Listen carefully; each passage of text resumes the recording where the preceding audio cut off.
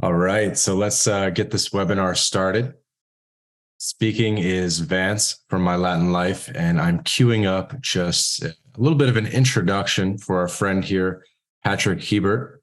This is the second webinar that I've done with Patrick. The first one you guys can go check out. It's on the YouTube channel. We did it a couple of weeks ago, specifically regarding Nicaragua. And the theme for today's webinar is going to be The Reef, a Caribbean beachfront community in La Ceiba. This is one of several properties that Eco Villages and Patrick are running up and down Central America. I'm not sure to the extent to which he'll be going into the other ones today, but let's just say that Patrick has a decade plus of experience building communities in Central America. And I think it's very interesting what he's doing. So we're really happy and very grateful to have him on the webinar today. I'm really just kicking off a bit of an introduction for Patrick, and then he'll be diving into his webinar presentation. And then I assume Patrick will probably do the same format as last time. We'll save a little bit of time at the end for questions, and you guys can put the questions in the chat. So at any point in time while you're watching this presentations, if you have any questions, put them in the chat, and then we'll get to them at the end of the webinar. And I'll read out the questions and Patrick can answer them so that you guys can get a better idea of the project. But with all that being said, Patrick, thank you for your time, and you can take it from here. Thanks, Vance. I appreciate the intro. And we've got a number of slides to go through here. So I'm going to go through some of them pretty quickly. Like you mentioned, this is recorded and people can come back and look at it anytime. So, you can read the slides. I'm not going to read the slides, but I'll talk about what I think are the key points on each slide. And so we'll just get rolling into it. So my name, as Vance mentioned, is Patrick Hiebert. I'm one of the co-founders of Eco Villages. A couple of weeks ago, we did a combination kind of Eco Villages, Vida Verde agroforestry that I started as well. And that's with a community called Playa Pacifica in Nicaragua, which has become very popular based on kind of Nicaragua's stance of freedom over the whole COVID issues and things like that. So today we're going to talk a little bit about a Caribbean side. That other community was on the Pacific. This is on the Caribbean side of the continent, in very close to a town called, or city called La Ceiba, looking out at Roatan, which is a famous diving island in Utila in Honduras. So Eco Villages has been around for a while now. As Van said, I started doing communities about 2 decades ago in Latin America. It's quite a different thing than doing that in North America or Europe. So, learned a lot in the process, and now we are really kind of doing communities in various countries. We have a community in Belize, Honduras, design communities in El Salvador, have several in Nicaragua, working on one right now as we speak in Panama, and I'm actually in Panama. I think, Vance, you're on another continent altogether somewhere, so in Italy, I believe, and so we're spanning the globe as we talk about the reef and basically kind of some history on Honduras. But Eco Villages is really created a first certification, and FIRST stands for Freedom, Independence, Resiliency, Sustainability, and Transparency. And I won't go into all the details on all that, but basically our philosophy is that we want to provide communities for people to live that are freedom and sustainability oriented, and that's become very popular over the last number of years as we've seen, the whole lockdowns and things to do with COVID, and people kind of, woke people up in terms of, what their governments are all about. So we're seeing a lot of influx of expats to all the countries down in Central and South America. So we're going to talk a little bit about Honduras today, and we'll talk about the good, the bad, and the ugly, and some misconceptions of the country, and what makes it actually a very beautiful and interesting country that people kind of overlook sometimes. Excuse me. So where is Honduras? Honduras is just underneath Mexico and Belize, and kind of to the side of Guatemala. And again, has the border on the Guatemalan side, and then also on the Caribbean Ocean, which is the side we're going to talk about today. I mean, there's beautiful spots in Honduras all over the country. But today we're going to focus on what's kind of called the tourism triangle between Trujillo, La Ceiba, and Roatan, Utila, the islands, the Bay Islands in that area. It's world famous diving area because they have the reef that goes right around them. So one of the things to mention is east-west running shoreline. And why is that important? Like the country is just situated such that its northern border runs into the Caribbean. And when, like I said, we'll talk about the good, the bad, and the ugly. When you do get hurricanes, which aren't as common in Honduras as further north, but when they do come down that far south, the beauty of it is that it's usually the storm swell that causes problems. And because the storm swell is moving from east to west, it kind of blows by the shoreline because it's going along the same direction as the shoreline. Plus, you have the protection of the Bay Islands, which makes a big difference. So you don't have that erosion of beaches and this destruction that you get often from the more easterly facing countries in the region or in the Gulf of Mexico. And it's pretty close to North America. So you have short flights from various major cities in North America. So as I mentioned, it's kind of this, what they refer to as the tourism triangle. And La Ceiba is where we're at. Roatan, you see it in the map on the right-hand side, is the major diving island. Utila is the smaller one, which is a little more isolated, almost like hippie-like, kind of interesting vibe to Utila. And then Trujillo is a little bit further to the east, but that area is one of the reasons why, there's many reasons why it's popular as a tourist destination. But one of the, things I really like about it from an investment standpoint, and we not only designed this community that we're going to talk about, but my wife and I own one of the homes there too. And the reason we wanted to do that as an investment is this area, not only is it beautiful, it's very unique in terms of having the blue water, the white sand of the Caribbean, but that these massive Pico Bonito mountain range right behind you, like within 10 miles of the shoreline.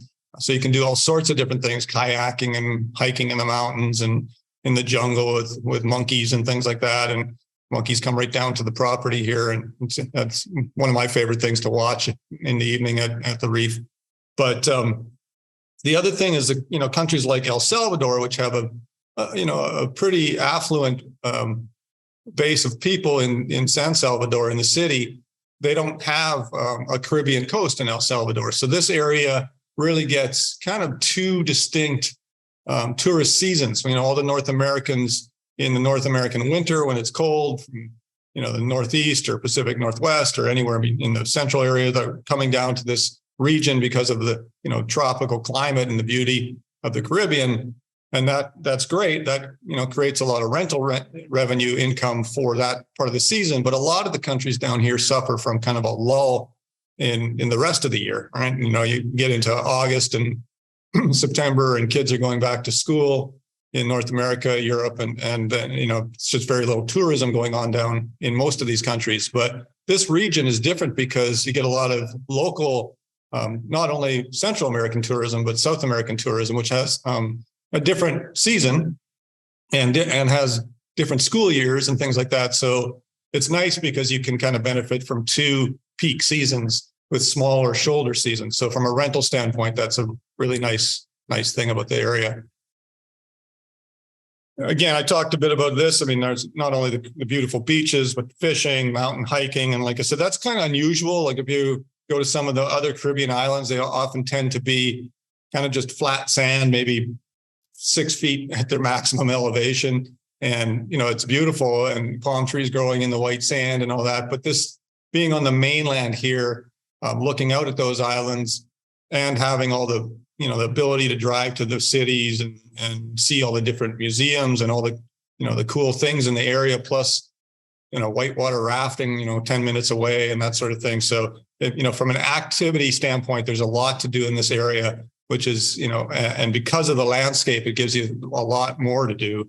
And it's just more interesting and beautiful. So you can sit on your deck. Literally, we have models of homes that you have a 360 view at the reef, and you can look at the beautiful beach a couple hundred feet in front of you. And then you can turn around and you can look at these massive mountains. One of them, the main one there, is about 8,000 feet, which would be about 2,600 meters. in elevation. And it's pretty impressive to have that. And then you're right up against the jungle there. And like I said, monkeys coming down, and we have community orchards and gardens and all sorts of things right in the area. So there's lots to do in the community. You're only 10 minutes away from La Ceiba, which is a major city, has an airport, ferry to the islands, and all those sorts of things. So it's really a great area. And there's a lot of other benefits. There's low property tax. It's like 0.4% annually of a property tax, which, the properties are already pretty inexpensive, well, very inexpensive, and then have a low percentage of property tax. So, if you're paying just a few $100s at most in property taxes. It's got a very established expat community, so you make a lot of friends in this area. People often think, well, do I need to know Spanish and, I'm going to be stuck without it? And no, I mean, it's always good to learn the local language as much as you can, but, there's lots of people that are English speaking and different languages in the area as well.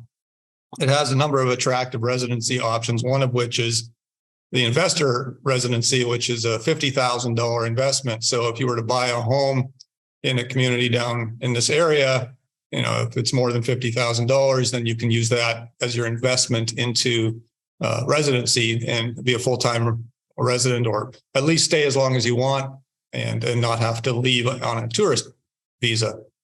And the quality of life, I think, is great, partly because of the low cost of living. You can live such a more extravagant kind of live like a king or queen in these countries because the cost of living is so low. A lot of people have, a maid, and might think, well, that's kind of arrogant or whatever, type of full-time maid. Well, it's not. It's providing a job for someone, and that can be $300 or $400 a month for a full-time position. So it becomes quite affordable, and you can spend your time doing things other than cleaning and cooking. Of course, if you like cooking, I do once in a while, so that it's also nice to learn from somebody in the local community. So there's lots of good things about it, but the cost of living is certainly low, and estimated to be around under $600 per person per month. Of course, that is varied based on our homes have solar systems, so if you're wise about it, you can pretty much pay nothing with in terms of electricity. If you want to do a lot of touring around on a car, obviously having a car has some cost to it. The self-sustainability of each community, if you're growing, vegetables and different things like that, and right in the community, and you can just go pick your breakfast or lunch or dinner and that sort of thing.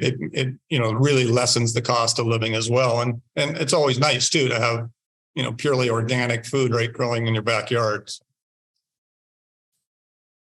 So, the elephant in the room with these countries is always safety. And people are, Honduras or Nicaragua, why would you want to live there or even have a vacation home there or investment property there?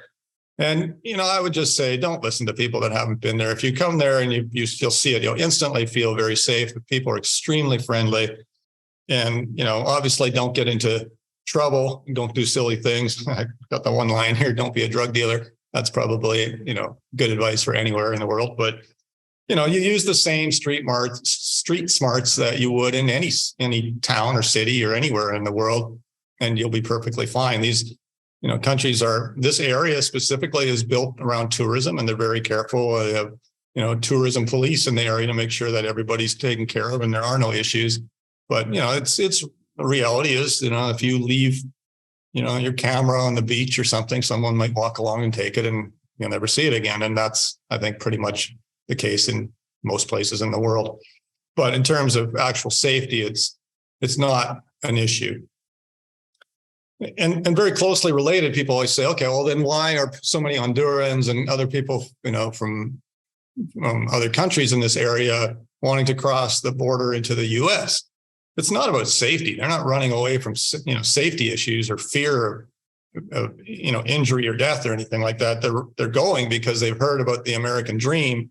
And when you have Honduras and Salvador, Nicaragua, these countries have roughly a $1 minimum wage, $1 an hour minimum wage, and then you hear about $12 or $15 an hour. Of course, you're going to think, well, I can have a lot better life for myself and my family in having that American dream, having that, going to that country, and the border seems to be pretty open right now. So why wouldn't I try it?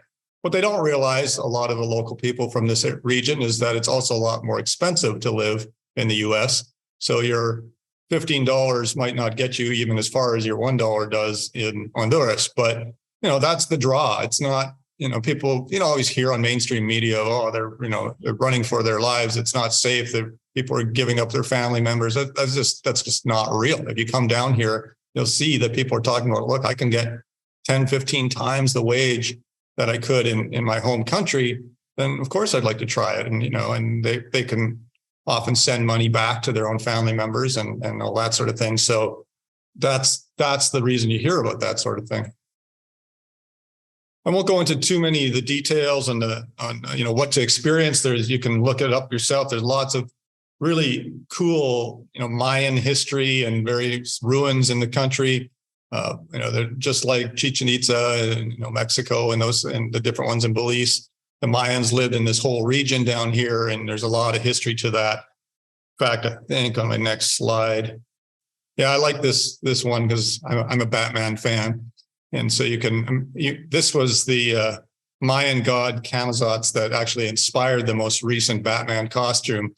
I think it was 2014. Warner Brothers had a contest to create a new costume for Batman, and the winner of the costume copied this bust of Camazotz, and it's kind of a local legend or lore that it was stored in the Copan Museum, and then all of a sudden it was gone, and it was supposedly purchased by an investor, and everybody's like, I think that investor was probably Bruce Wayne, and so the whole Batman theme. But you can obviously see the resemblance of this bat god to the recent Batman costumes. So I mentioned residency a little bit for anybody that's interested. Sometimes it's nice if you have a home, a vacation home even, or an investment home in these countries. It's nice to get residency in them as well. And a lot of people are not even getting the home, they're just getting the residency, but this is an easy way to get the residency and have a landing pad, have a place to go. So we do a lot of Plan B planning for people, work with people like Vance to help people figure out where they would like to have residency, what's affordable for them, what they're looking for, what kind of climate, all those sorts of things. And Honduras has a good program. The one we always recommend is the investor program, because that's the one that's taken most seriously. The government sees that you're investing, hard-earned money into the country to have a home or whatever it is, a business or something like that. The renter one is taken less seriously, but if you do have an income of a minimum of $2,500, you can get a temporary kind of renter's visa. The retiree one again has I think $1,500 for retirement benefits that you would receive, can get you the retiree residency. And of course, if you're married to or have a very close family member of Honduran descent, you may be able to get a residency through that. But most people go through the investor residency program. And that is, again, taken most seriously because, the governments are trying to create, economic boosts in the countries with these residency programs. So if someone from Australia or the Netherlands or Canada or the US or wherever it is moves to these countries and wants to stay longer than the residency or tourism visa allows, which is nice if you have a home that you want to spend the winters in, then, this is the investment visa is really the way to go. Yeah, and I mentioned that property taxes and all that is very low. Capital gains tax is 10%, but property tax is only 0.4%. So for every $1,000, it's $4 a year. So if you had a $100,000 home, your property tax would be $400.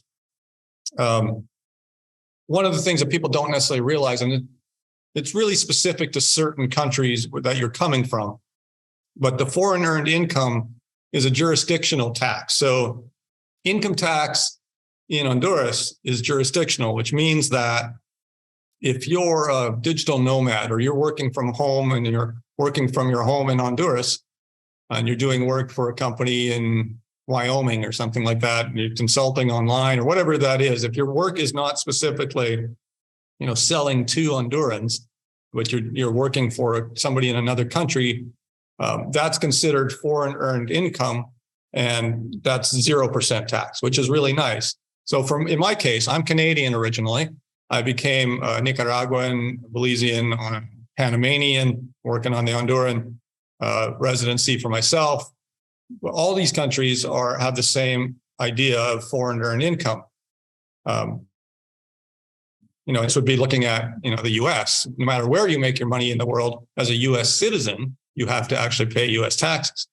As an American, a US American, you have to actually give up your citizenship to give up your taxes. The nice thing for a Canadian is your taxes, your income taxes follow your residency and not your citizenship. So I'm still a Canadian citizen. I have a Canadian passport. I can travel all over the world with my Canadian passport, but I'm not a Canadian resident anymore. I gave that up long ago because I could move down here and do the work we do and not have any, because it's all foreign earned income. I don't have any income tax to pay on that. Now we have some businesses that are like a restaurant and things like that have obviously to have to pay income tax. But for me personally, as earning foreign income, so if I'm living at our community in Honduras at the Reef, and I'm working on something in Costa Rica, that's considered foreign earned income, and it's 0% income. Income tax. That's a very powerful thing for people that are looking to minimize their taxes and live in this region, especially if you're from a country such as Canada, I believe Australia as well, where you can give up your residency but not your citizenship, because obviously the Canadian passport in my case is a powerful passport to have. I can go to most countries in the world, and so I don't really want to give that up, and I don't have to in this case. So we'll go get a little more detail. I'm sorry, I maybe spent a little too much on these past slides, but I think it's worthwhile knowing a little bit about the country before we talk a little bit about the area. La Ceiba is on the Caribbean side of the country, about 10 miles from the reef that we're going to talk about in a minute. And by the reef, I'm not talking about the actual natural reef. I'm talking about the community called the reef. Probably should have pointed that out earlier. But some of the pictures are there of the local market and things like that. Some great restaurants in La Ceiba. There's also a lot of chain restaurants like KFC and McDonald's and all those sorts of things as well. But one thing, the reason there's a picture of Walmart, and I'm not a fan of shopping at Walmart, to be honest, but what it signifies, when Walmart moves into a city or a region, you can be pretty rest assured that that's a safe area, because they're not going to spend millions and millions of dollars on building huge Walmart store and in the inventory and all the logistics and everything that they have to do, unless they're very confident that the government is stable and the area is safe. And so that's why I put that on there. It's always a telltale sign if you find a Walmart. I remember when I was back in Nicaragua 20 some years ago, and when the Walmart came there, like I said, I don't necessarily shop there, but it was good news, because when Walmart decides that a city is worth putting a store in, they've done their homework. So again, La Ceiba is very unique. It's got the authentic Garifuna cuisine. That's the local people that were there, and obviously the Mayan background and all those sorts of things. So again, you can do a lot of things in this area, and we've talked about that a little bit already. So we'll talk a little bit more now about the reef. So the reef is an eco-village that is inside a tiny home eco-village, which is inside the Grand Atlantida Resort. So it's a bigger resort with an area, a neighborhood called the Reef. And that's often the case. Many resorts have multiple communities within them, and that kind of makes it nice, right? Because you have different neighborhoods, just like you're building a town, and you have different types of homes for different people and its needs, and big homes, little homes. There's estate homes in this community. There's right to the size of the tiny homes that we're about to talk about.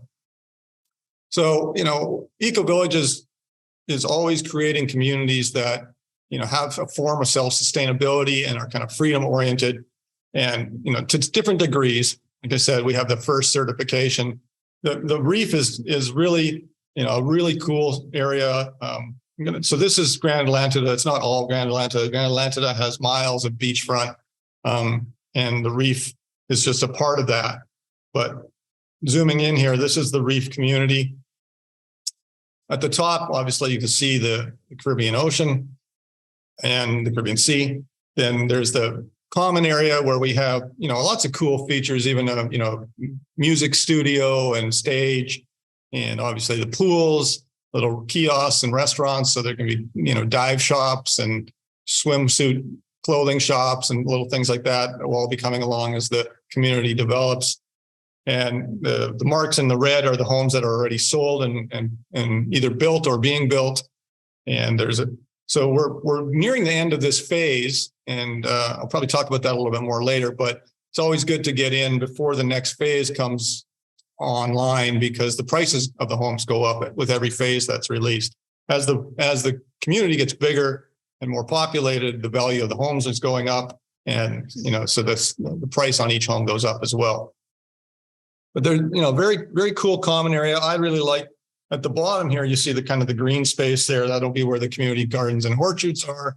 But that's also where the monkeys hang out, and there's streams and different things that come through there. And it's the monkeys come down. Usually, I found that around 4 p.m. in the afternoon, it's kind of they're getting their last drink of water for the night. And it's very cool because there's one particular ceiba tree that's kind of the boundary between the howler monkeys on one side and the capuchin monkeys on the other side, and they don't like each other at all. That's kind of their territorial border, and it's right here behind the community. So it's fun to watch the one side type of monkey on one side and the one on the other, and them kind of arguing with each other as they get close to that tree that they consider is the border. So there's it's kind of like being at the zoo and watching, except they're all in the open and doing their own thing. Now they're obviously fairly afraid of people, so they don't come near you, but it's still really fun to watch them swinging through the trees and drinking water and bringing their little babies to the streams and things. So at eco villages, we're not eco fanatic. We believe in eco sensibility, and we're not just doing things like solar systems and stuff like that to feel good. We do them because they also save you money. And it's, point blank, that's the, part of, in my mind and our company's mind, the green features that you do are, they only last so long if it's just a feel good thing. It has to be financially advantageous too. So we've, in the beauty of these systems down here, especially like solar or wind system, ocean where you have nice breezes, is you can generate a lot of power in the tropics here because, a very direct sun and sunny most of the time. And even when it's cloudy, there's a lot of sun power coming through the clouds. Whereas when I was living in Vancouver Island in Canada, half the year is raining, kind of like the Seattle type of climate. You have these massive expensive solar systems just to generate a little bit of power.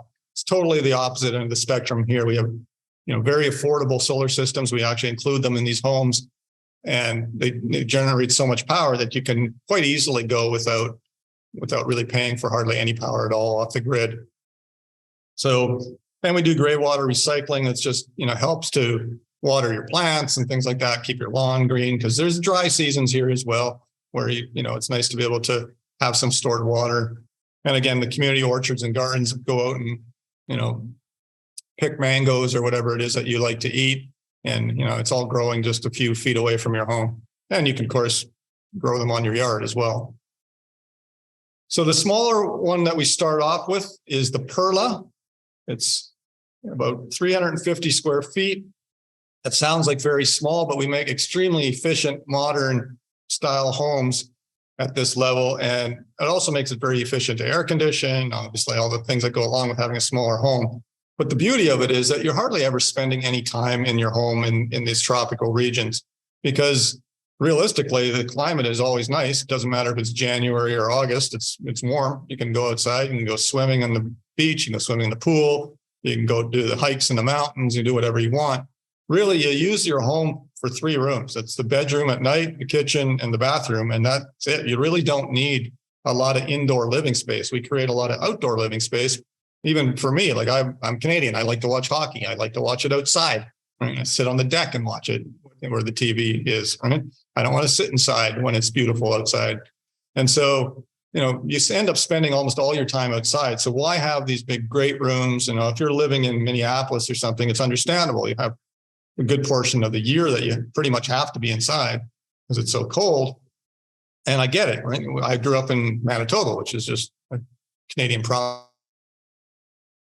province north. So yeah, you needed bigger homes to have space to be indoors all the time.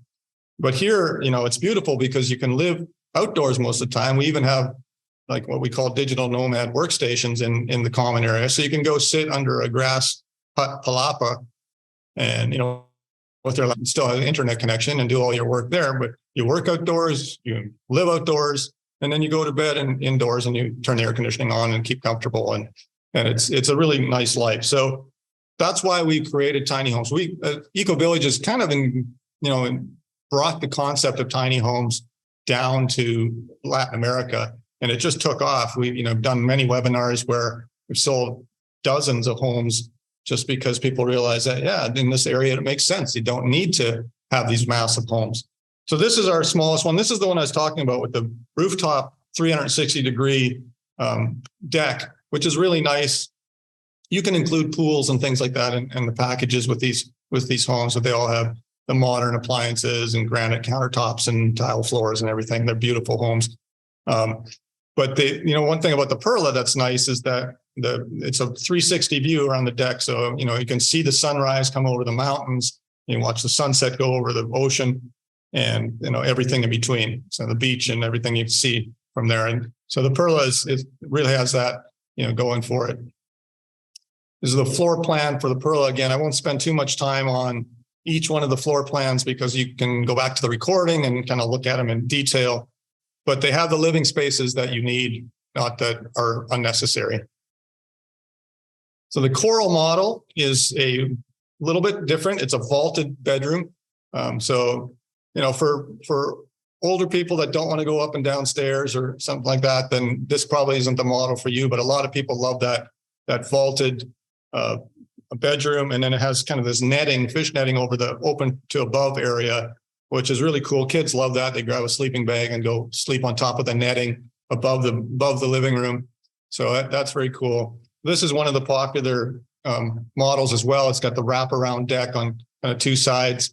And so you have, beautiful views, again, usually facing the ocean. You can choose whichever way you want to face it. If you prefer to look at mountains, then you can face it towards the mountains, but you can get a view of both from the wraparound deck. This model is $119,000. It's one bedroom and one bathroom, a little bit larger than the Perla. And again, there's quite a bit of outdoor finish area. So, you want to cover that too with a grass thatch roof or, real, hard roof or whatever you want to be able to spend more time even outdoors. That's very doable. We're always adding more outdoor space as we develop new models of homes because that's just where people end up being all the time. And then, most of the time for dinner or, sunset, people go to the common areas, have a glass of wine or a beer with their friends that you've met in the community. And that just becomes kind of the nightly routine. And it's a great life. You can really get to sit around with like-minded people and enjoy the tropics. So this is the floor plan for the Coral. Again, it's the upper area is the lofted area, and we're on the right where it says open to below. That's the vaulted area, but it has a net so you can see through it, but you can also go on top of it. The Delphine, this is probably the most popular model of the homes that have been purchased at the Reef. And the reason for that is it's a 2-bedroom, 2-bathroom, tend to be a little easier to rent when people are coming. A couple with a child or 2 kids, this works really well for them. There's 2 bathrooms, 2 bedrooms. Even though it's got a very small footprint, it's still only interior 520 some square feet. It's got the outside space as well. But again, a very efficient use of space to have a 2-bedroom and 2-bathroom home. And this one is $129,900. These are all in US dollars, by the way, the prices. And again, the floor plan for the Delphine, basically the bottom floor with the bedroom and bathroom, the ensuite bathroom, is just copied up on top and gives you that deck in front of it, outdoor deck in front of it, both on the bottom and the top floor, and the nice sized bedrooms with the bathroom, both having their ensuite bathroom beside them. Again, the common areas, here's just a few of the renderings of the common areas that are being constructed. And kind of the kiosks I mentioned with the bathing suit dive stops and, ice cream shop and different things like that, as well as a music stage, obviously the pool and lounge chairs and everything to sit around there. This will be the area where everybody ends up gathering, because you can really see some beautiful sunsets over the sea right in front of you. So it's, and you're right up against the sand. And it's a beautiful spot. So you have the different things. You have all the great views, the jungles, the ocean, the mountain range. Very unusual for a typical Caribbean island type of setting. Or this is on the mainland, but has that island kind of vibe to it. Actually, this was taken a few weeks or months ago. The aerial view, you can see the homes being constructed now. Many of them are getting very close to completed. I think in July, so that's next month, they will have, be ready for occupancy. And you can see on the top of the image is the ocean and the beach. There's that green space, and then the tiny homes community there. And then you can't really see it on the bottom, but below that would be the community orchards and gardens and the jungle. And this whole area is actually surrounded by pineapple fields as well. And so there's millions of pineapples to have if you're into pineapples. So I just did a quick house comparison, or a cost comparison, picked as close as I could find. I couldn't really find anything that's really that similar, but I went to Fort Lauderdale, where you still have a nice climate in Florida. And this home, 70 years old, a little bit bigger, but 2 miles away from the beach, 2 bedroom, 1 bathroom, $679,000. It's not that great of a home, to be honest. It's nice, but then compare that to $129,000 for a brand new 2 bedroom, 2 bath home right by the beach, built to order, and walk out your door to the beach. So it's what you get in these countries, and this is on a gated resort, right? So security, water, power, all the different things, sewer systems, all those things that you would have in a normal North American city, but you're on the beach and you're in your brand new home for very low cost. If you're interested in renting your home, this is an important piece, the ROI, the anticipated ROI. We can't guarantee ROI, but we're pretty familiar with it. We have homes in these regions, and we would know kind of what they return, especially with right now with the stock market being fluctuating, and most people I think expecting it to go down over the next while. The returns on these homes in the double digits is pretty impressive. Again, depends on what your desire is, but there's a lot of people that are investing in these homes purely for the rental return, and then use it themselves for a couple weeks or months during the season when they want to be down, or keep it as kind of, well, I'm going to retire there someday, or maybe I'll retire there right now. But there's a lot of different types of people, a lot of different types of desires, but if you send us an email, and I'll show you the email in a few minutes here. One of our sales folks will, property experts that can tell you all about the property, and they'll, send you a brochure that has much more detail about the community and the homes and the expected rental return on each of the models. So next steps, if you do choose to want to own one of these homes, which we'd love to have you as a neighbor, you simply contact us on the email address that's on the next page, I guess. You can send a $2,500 refundable deposit. That is a reservation fee, basically. Then we send you all the sales documentation. You can review it, and you can choose to go ahead if you think it's great. If you don't, you can just say, I decided it's not for me, and we'll refund your deposit. And so it's really that simple. And once you send in your deposit, if you decide to go ahead, we ask for a 50% down payment, and we get going on building your home. And these homes, get finished in, somewhere between 4 and 7 months, I would say, from the day that you start them. So it's not too long to wait until if you wanted to go now, you would have a home available for you at later this year. So I appreciate everybody watching and listening to me talk about the reef. We're very proud of it. We really love that area. It's one of my favorite spots on the planet, again, because you have all these things that kind of in one location. I've met some really good people there. I have some great friends. La Ceiba has a lot of great restaurants and things to do. Obviously, there will be restaurants and things on the reef community as well in time. But so there is the email I was talking about. I should have had it more often. But my Latin life for Vance's contact at ecovillages-life.com. And if you write to that, we'll respond very quickly.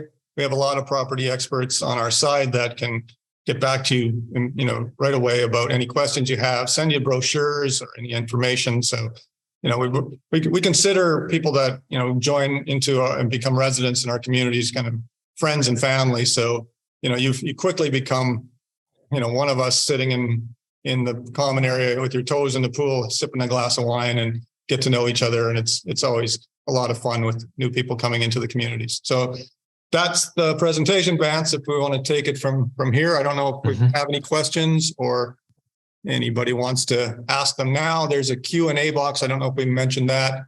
You should be able to put your questions in there. And, I will just see if. Yeah.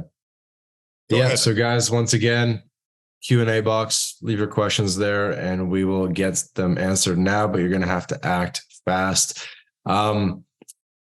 Here is our first question. Excuse me. First question is from Freddie. And the question is, how long have you guys been developing communities in LATAM? I bought my first, a little bit of background to this. There's a lot of North Americans, gringos that come here and say, oh, you know what, I want to buy this big tract of land and, I don't need it all. So I'm going to be a developer and I'm going to create, I'm just going to subdivide it and sell it. And what usually happens is, their brother buys one lot, their dentist buys one lot, and that's where it gets stuck. So you unfortunately see a lot of those kind of communities down here, which is why we don't sell lots. We sell homes with the lots so that, you have full title to your lot and your home, but it stops people from speculating and it actually creates a good community and it adds a lot of value to the community and to your home.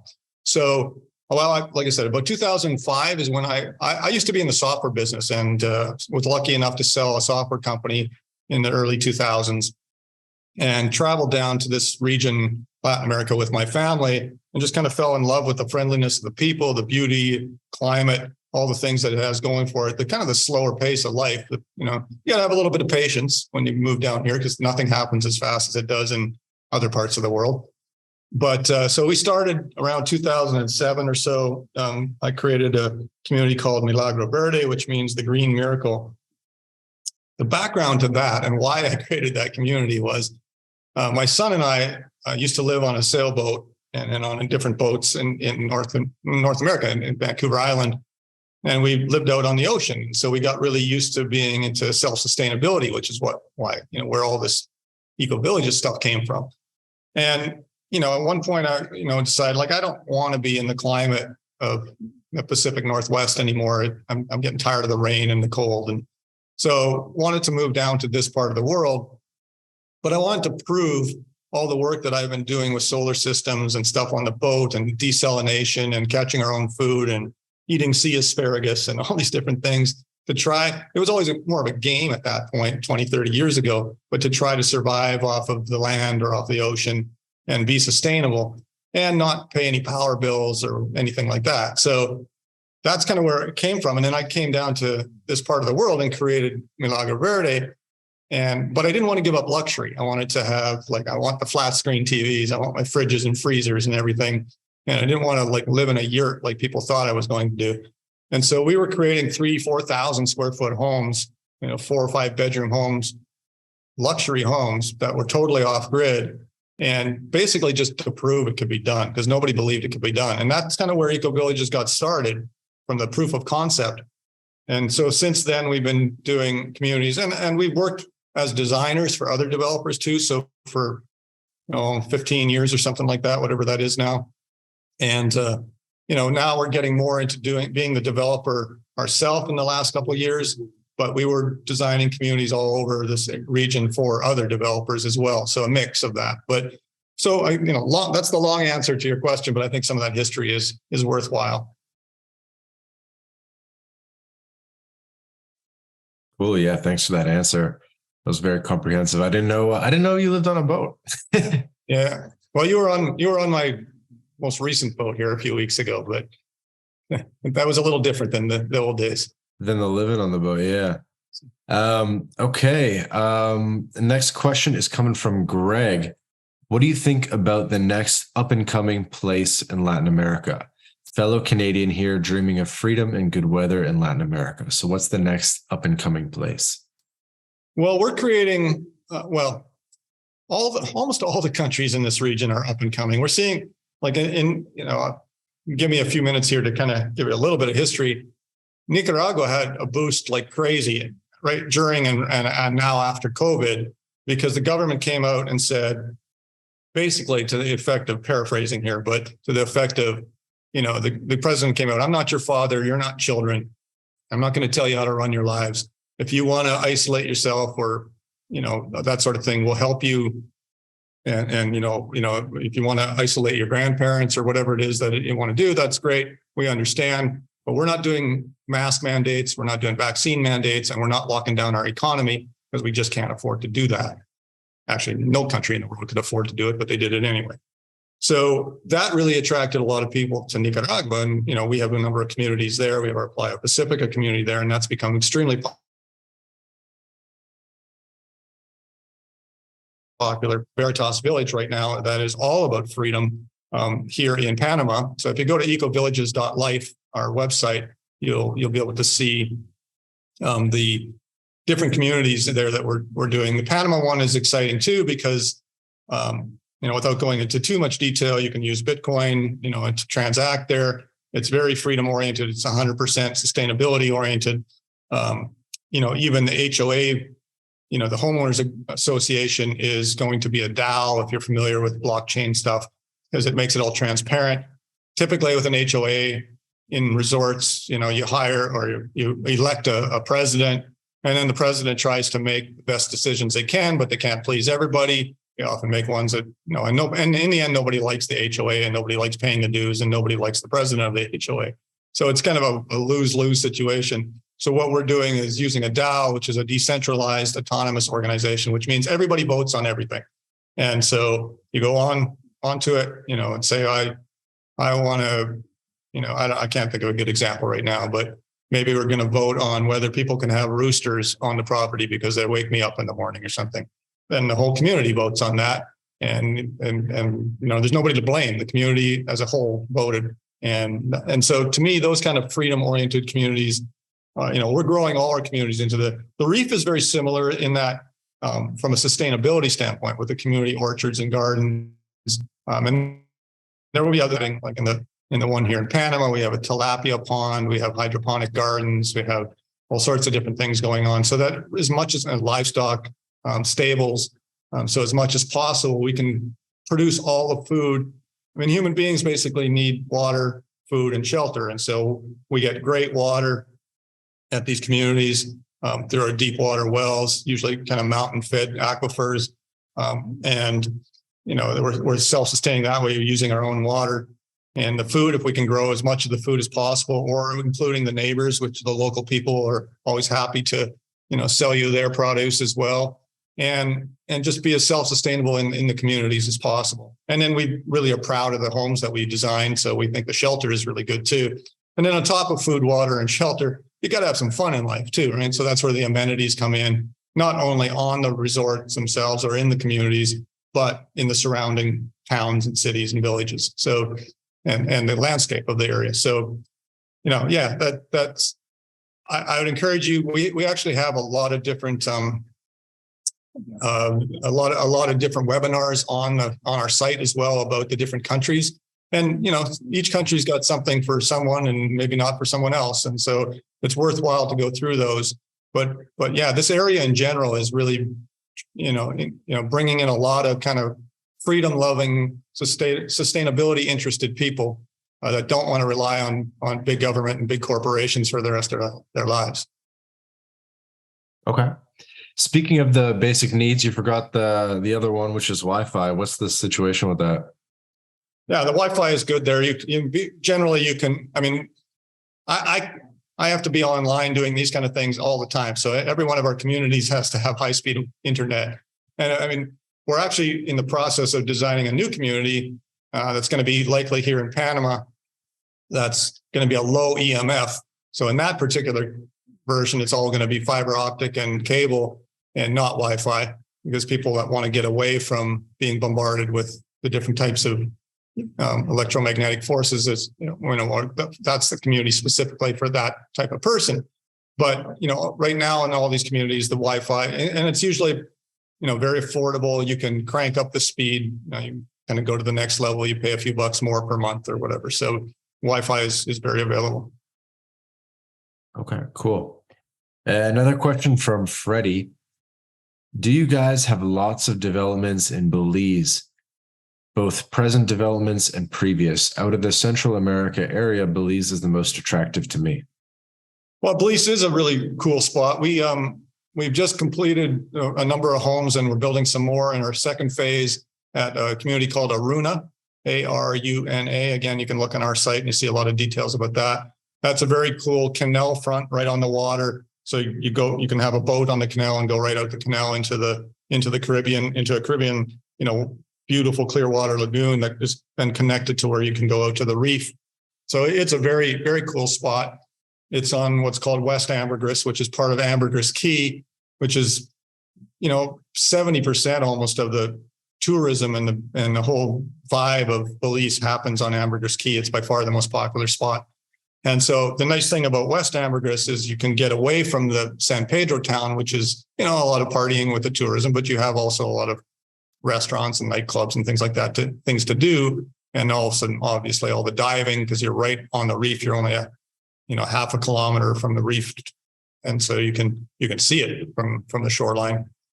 And so there's amazing diving for fish and turtles and different things like that, and snorkeling. One of the benefits of Belize is it's the only English-speaking country in this part of the world. So, if that's a concern for you, it's nice. Belize is a little more expensive. It's also a little bit closer access. It's closer than most of these countries to Miami, for instance, major hubs.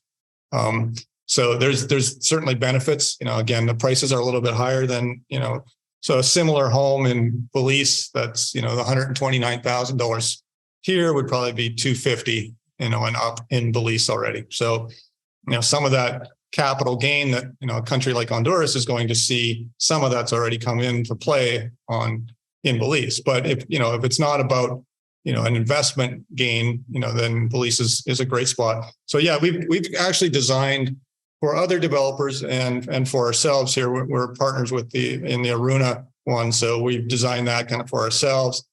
We designed one called Tess, which is an over the water kind of Fiji-like community where, you're walking along a dock to the different homes in this long dock over the lagoon. We designed condominiums. We were part of designing, one of the Marriott hotels. So we've done a lot of things in Belize. Very cool.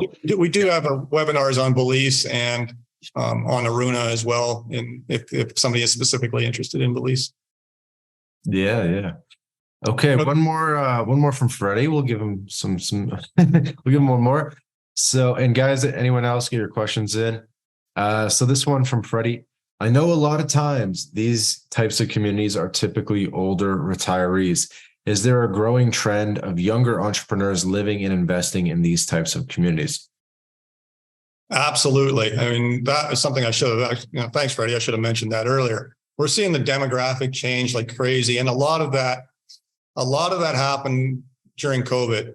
And what COVID taught people and forced people in many cases to work from home. I know people that are still working from home because their company decided, I'm saving money.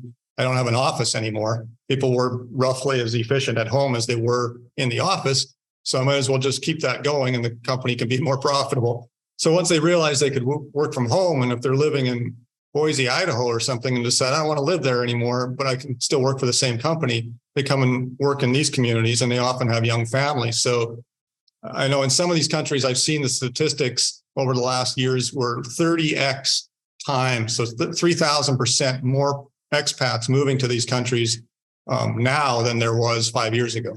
And a lot of that was driven by making people understand that a lot of people can do their jobs from home. Unfortunately, not everybody can. And that's, but there is a huge part of the population. So we're seeing, like the communities that we're building now, we're putting schools on. Schools and clinics and things. And we did clinics before because with a retiree population, that was important to them, but their schools never were. Now we have a lot of families with kids from, a lot of the people that have purchased homes from us recently have kids, 2 and 4 years old or 14 and 17 years old. So, they're all over the map. And the schools that we're putting on the communities are expat oriented schools that are, teaching people in a different way, like learning things that, personally, I think should be taught in school anyway, like how to do, I don't know, how to change a tire on a car would be nice. Like, how to make a budget, those sorts of things, the things that just aren't really taught in school. So these schools are full normal USA certified curriculum. So you can go to Harvard later if you graduate from one of these schools, but they also focus on a lot more outdoors things because you're in a beautiful climate. You can go out and, you can go find a fish in the stream and discover, things about it and, all the 600 species of birds that we have in this area and those sorts of things. So it's, they're more nature-based schools as well. But yeah, put simply, there's a lot more younger people. So that's nice because it gives a great vibe to these communities. You have, you still have people that are moving from at retirement ages, but, retirement ages sometimes seems to be getting younger too. So, and a lot of people, we used to see a lot more of this too, and we still do, but it's growing. But, people maybe 40 years old buying the vacation home, but then thinking, in 10 or 15 years, I'm going to retire. In the meantime, I'm going to buy it as a rental revenue home. And then when I do have the opportunity to move down, I'm going to use it for myself. Yeah, definitely makes sense. If I could ask one or two questions. So the internet's good. That's good. What's the airport situation in La Ceiba? There is an international airport like 8 minutes away from the reef. There's golf courses there and all sorts of things. So there's not a lot of direct flights to La Ceiba. You usually got to go to Roatan or San Pedro and then connect. So, but it's, it's very close. So there's a lot of regional flights there. You can get there very quickly. That's the same with something. And the beach that's in front of the property, is it like a public beach or is it a private beach? Well, in all these countries, you can't technically own the beach, right? That's, considered crown land or, in Commonwealth terminology. Right. But, they have miles of beach that's they own all the land up to the beach. And so nobody really goes there, right? Because, you have the privacy of the beach, it doesn't make any sense. You'd have to walk miles for no particular reason when there's that beaches all over. So, local people can go to the beach without going inside the resort beach. Cool. One more question. I was just curious. I noticed that the configuration of the houses, like a lot of them were facing different directions and there were sort of different distances between each other. What's the story behind that? It just, most of it is based on view corridors. Like that's kind of the terminology we use when we're placing homes. And the buyer can choose that, right? And we'll give them some pointers, but we had some people that just want to watch the sunrise every morning, right? And they bought the Delphine home, which faces kind of one direction. And they would say, well, I want to face east. It's not necessarily facing the ocean, but I can always turn around and look at the ocean if I want to see it. So it's personal choice. And then, when, it's a tiny home community, so the properties aren't huge. So you kind of want to choose where, you get the best views of everything. And if you're not right on the water, then, and if the water's all you want to look at, that's great. But if you want to look at the mountains too, and that's why we put, also rooftop decks on each one of these homes. So if you go up there, you're looking over top of all the homes, and that's kind of where you're spending your evenings anyway. Sweet. One more quick question from me, and we can kind of get wrapping up. Nothing else in the chat, unless you guys squeeze it in real quick. But What is the height of the main floor? They're usually about 10 foot tall. So, obviously you've got the support beams and everything. So you'd be somewhere around 11 feet in the air on your deck. Your feet would be at, so your eyes would be, I don't know, 16, 17 feet in the air if you're standing. Cool. Yeah, 10 feet's totally legit. Awesome, Patrick. Yeah, this was a really, really interesting presentation, and you did an excellent job of presenting it. I guess I'll hand it over to you. I'm sure you might have some closing words. Yeah, well, thanks again for the opportunity, Vance, to present the reef. We're really proud of it. Again, if people have more questions or have some interest, please send an email to my Latin Life at ecovillages-life.com, and we will get your message and get a response right away. We'll send you the brochure and rental revenue information or whatever kind of things you want to know about. And if you're interested, we'll walk you through the whole process and can even help you with residency. I'm sure Vance can also help you with the residency side of things. And so if that's something you want. So yeah, well, I'm very happy to have the opportunity to talk about this community. Where, like I said, we're really proud of it. If you do decide to join us and own a home here, you'll be my wife and my neighbor, because we own one as well. And so I'm actually going there on Sunday, so I'm looking forward to that. And yeah, so thanks again, Vance. And again, any questions people have, or please feel free to send an email and watch this recording again once we had a chance to post it. And I look forward to hearing from you. All right. Thank you very much.